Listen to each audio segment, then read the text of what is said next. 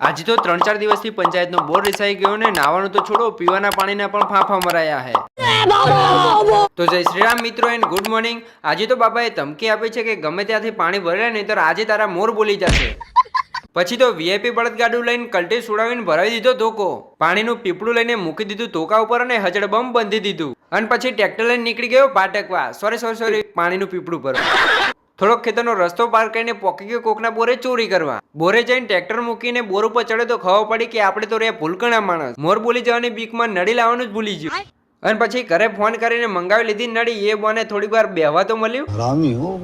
નડે લઈને આઈ ગયા બે બંકા ને નડે લઈને પાણી ખેંચીને મૂકી દીધી નડી પીપળામાં. અને તમે કોઈને કહેતા નહીં આપણે અહીંયા પાણીની ચોરી કરી છે. ये सब क्या देखना पड़ रहा है?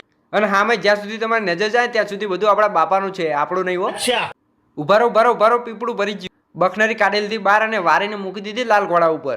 પાણીની ચોરી કરીને ખેતરનું નેરિયું પાર કરીને રમો ભમર ટ્રેક્ટર રાખતો પોકી ગયો ઘરે. ટ્રેક્ટરને મૂકી દીધું ઓટાની બાજુમાં ને દોયડે છોડીને પીપળાને મૂકી દીધું સાંયે. અને બોરે જઈને જોયું તો બોરનું રિપેરિંગ કામ ચાલુ હતું. તો હવે થોડી જ વારમાં છે તે બોર છે તે કમ્પ્લીટ ચાલુ થઈ જશે. તો આજના મિની બ્લોગની અંદર આટલું જ. આવા જ મિની બ્લોગ જોવા માટે ફોલો અને સબસ્ક્રાઇબ કરી દેજો.